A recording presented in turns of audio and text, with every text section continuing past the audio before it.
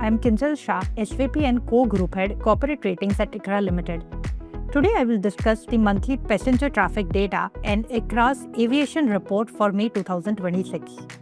The domestic air passenger traffic in May 2026 was estimated at 156.4 lakh, higher by 11.3% on a YY basis and 13.2% compared to April 2026.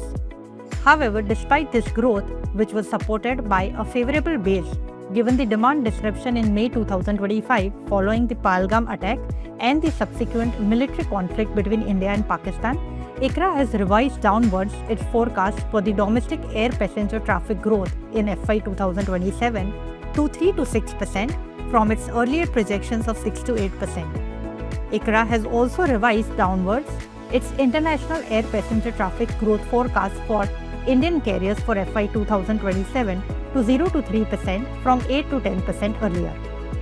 These revisions reflect the impact of the West Asian conflict, which has resulted in a hike in fares due to the cost escalations witnessed by the airlines and the anticipated curtailment of discretionary spends because of inflationary pressures. Further, flight cancellations amid airspace closures have impacted international air travel demand, with some of the carriers having already announced curtailment of international flights in the coming months.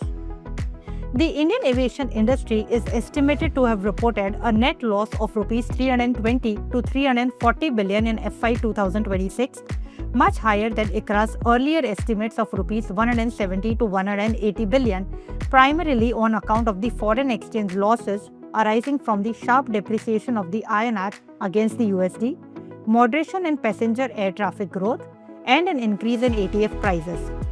ICRA expects the Indian aviation industry to report a net loss of Rs 360 to 380 billion in FY 2027, significantly higher than its earlier forecast of Rs 110 to 120 billion. This is primarily due to the escalation of the West Asian conflict and its consequent adverse impact on passenger traffic, the INR and the ATF prices, albeit partially mitigated by calibrated ATF price interventions by the Government of India. However, there is going to be an expected increase in lease rentals owing to the continued aircraft deliveries. Nevertheless, liquidity pressures for the relatively smaller airlines are likely to be partially alleviated by the access to the ECGLS scheme, while the larger ones either have sufficient cash balances or have a backing from a strong parent. That's it for this month. See you soon next time. Thank you.